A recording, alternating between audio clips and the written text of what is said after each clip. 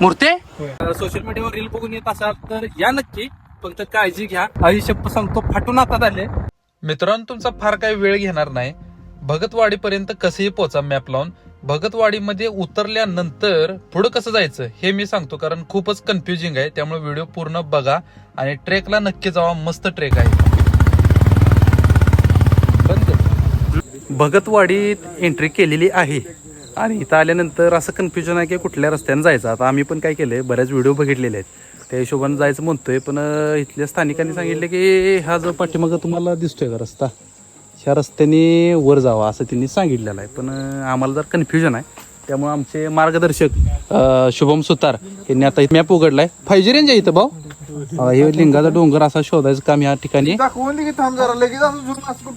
असं सुरू आहे बघा. म्हणजे इथं वादावाद सुरू आहे. असं थोड्या वेळात भांडणं झाली तर शूटिंग करून दाखवतो तुम्हाला. वर गेलात ना, वाडा आहे वरल्या साईडला. हा, वाड्याच्या पुढे गेला की पाठ गेली वरती. इथून गाडी जात नाही म्हणून आम्ही गाडी तिथं खाली लावलेली आहे आणि आता वरती चाललोय. इकडून चालत आल्यानंतर समोरच हा कौलाचं शेड आहे बघा. म्हणजे ह्याला इथं वाडा म्हणतात. आम्ही वाडा म्हणून थांबलो, पण खरं तर ह्यालाच वाडा म्हणतात. तर या ठिकाणी आता आम्ही हेल्मेट वगैरे ठेवून वरती जाणार आहे. तर कुठून जायचं तुम्हाला दाखवतो. तर पाठीमागं दिसतं ही कौलाचं शेड आहे. त्या शेडच्या इथं छोटा रस्ता आहे. त्या छोट्या रस्त्याने वर जायचं आहे आणि सरळ पुढे गेला तर आमच्या सासऱ्याचा वावर आहे. तिकडे जायचं नाही, तिकडे जायचं आहे वर. हे वासोटा ना. हा वासोटा.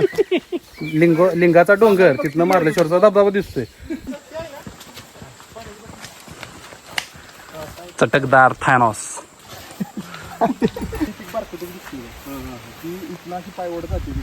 तर ह्या रस्त्यातून आम्ही आलोय मोकळ्या पटांगणात. हा जो लिंगाचा डोंगराचा ट्रेक आहे, त्यातला 20% ट्रेक तर तुम्हाला वाकूनच चालायला लागेल, कारण झुडपच असली दाट आहेत की वाकूनच जायला लागते. प्रत्येक ठिकाणी असं हे बांधलेलं आहे बघा, चिंदी बांधलेली आहे, जेणेकरून रस्ता तुमच्या लक्षात येईल. म्हणजे अशा ठिकाणी बरेच चांगले लोक आहेत ज्यांनी अशा प्रकारे केशरी कलरचे रिबन बांधलेलं आहे, जेणेकरून तुम्ही रस्ता विसरू नये. त्यामुळं जर आलात ट्रेकला तर ते रिबन लक्षात ठेवा. काही काही ठिकाणी फाटे आहेत छोटे छोटे, लक्षात येत नाही. खरं तर रस्ता एकसारखाच आहे. एकदा तुम्ही त्या शेडपासून वर आला त्यानंतर रस्ता अतिशय एकसारखा आहे. त्यामुळं काय घाबरायची गरज नाही. तरीसुद्धा रस्ता चुकलाच तर रिबन बघा केशरी कलरचे आणि तिथून तुम्ही पुढं जावा. दोन्हीकडे बी रिबीन आहेत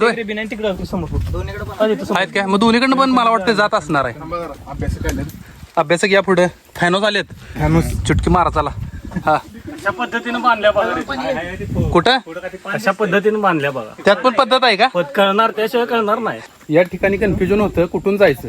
तर नियमानुसार आता तिथं पण चिंधी बांधलेली आहे, तिकडे पुढे पण बांधलेले आहे. तर नियमानुसार डाव्या साईडनं जायचं ठरलंय. पुढे जाऊन जर चुकलो तर तुम्हाला सांगतो, जेणेकरून तुम्ही चुकू नका. बरोबर. कुठनं जाऊ तिकडे. बर, जो डोंगर, जो धबधबा आपण रील मध्ये बघितला तो त्या डोंगराच्या पलीकडे आहे.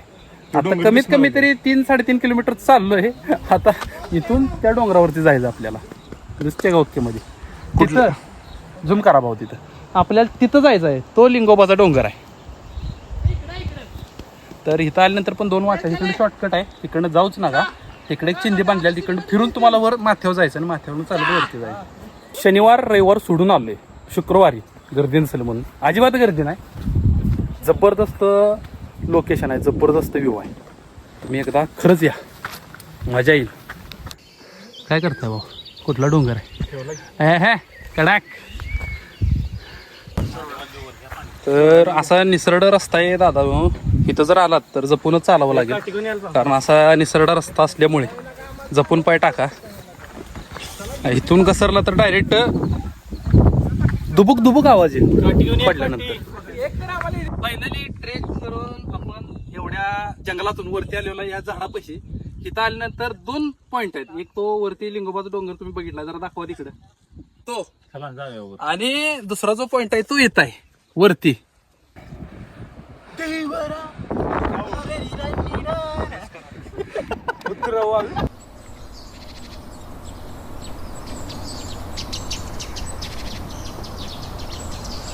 याच्यासाठी केला होता अट्टहास.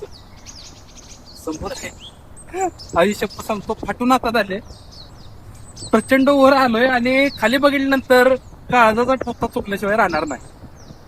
सोशल मीडियावर रील बघून येत असाल तर या नक्की, फक्त काळजी घ्या. बरोबर मोठा ट्रेक आहे. गट्स ठेवा, गट्स. भाऊ किती किलोमीटर झालं बरोबर ट्रेकिंग? कुठला बँड आहे भाऊ? उपचा CR7 चा बँड आहे. टोटल इथंपर्यंत किती किलोमीटर झाले बघूया, कारण इथं ह्या स्पॉटला आलोय आणि इथून तो जो डोंगर आहे ना लिंगोबाचा, तो डोंगर आहे. ऍक्च्युअली तिथं जायचं धाडस होत नाही. हे मार्लेश्वर आपलं जे आपण महादेवाला जातो ते महादेव मंदिर त्या ठिकाणी आहे आणि आपण धबधब्यात दिसतो ती लोकेशन आहे. जर आपण धबधब्यात दिसतोय ना ही लोकेशन. खालून जर बघितलं तर वरचा धबधबा दिसत नाही मित्रांनो. इतका मोठा धबधबा आहे. नैसर्गिक सौंदर्य बघा आपल्या महाराष्ट्राचं जबरदस्त. म्हणजे कधी तर आला ना नक्की या बरं का. इतकं मनमोहक लोकेशन आहे या ठिकाणी.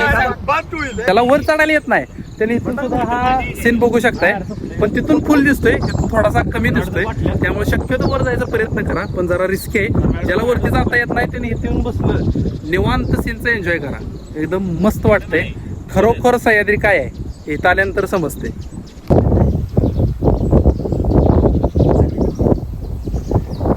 मित्रांनो 10 जण ट्रेकला आलोय आता तरी. 3 आणि एक जण आमचा मेंबर वरती येऊन केलाय. तर एकदम कठीण ट्रेक आहे हा वर यायचा. पण आलोय फायनली. लिंगाचा डोंगर आहे त्याच्यावरती टॉपला आलोय आता. अशी वरती सुळका आहे आणि त्या बाजून अशी छोटीशी पाय वाट आहे. एकदम निसरट आहे. खाली पूर्ण दरी आहे. त्यामुळं जरा जपूनच. आमचा पार्टनर गेला जपून एकदम. हे बघा. ओके. जय श्रीराम. जय श्रीराम, जय हनुमान. ओके. कसं वाटतंय? मूर्ती? अरे बापरे. त्या नेड्याजवळ आलोय आणि इथं आल्यानंतर आश्चर्य म्हणजे आत एक मूर्ती आहे. इतक्या आतमध्ये ती कोरलेली आहे. हात पण जात नाही. ती कोरलेली आहे का कोणी मूर्त्यानं ठेवलेली आहे समजत नाही. पण आत एक मूर्ती आहे तुम्हाला दाखवतो. भाऊ बघा.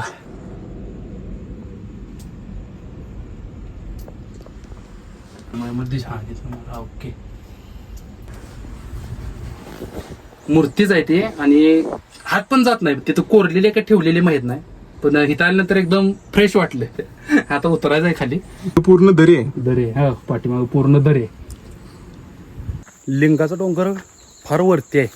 आधी वाटत होतं की तिथं आपण जाऊ शकणार नाही, पण थोड्या वर गेलो आणि भगवा दिसला मित्रांनो. भगवा दिसल्यावर मग काय जी पूर्ण आले. डायरेक्ट गेलो की वर. मी काय ब्लॉगर नाही तरी पण सीन चांगला होता म्हणून शूटिंग केलं. तुम्ही जरा मला सबस्क्राईब करा. तुम्ही असं सबस्क्राईब करा की मला यूट्यूबकडं पैसे मिळतील आणि पैसे मिळाले की मी आणि बोंबलत फिरेन आणि व्हिडिओ करेन. त्यामुळं तुम्ही सबस्क्राईब करा म्हणजे तुम्हाला अजून काय आपण गेलोच फिरायला तर दाखवतो.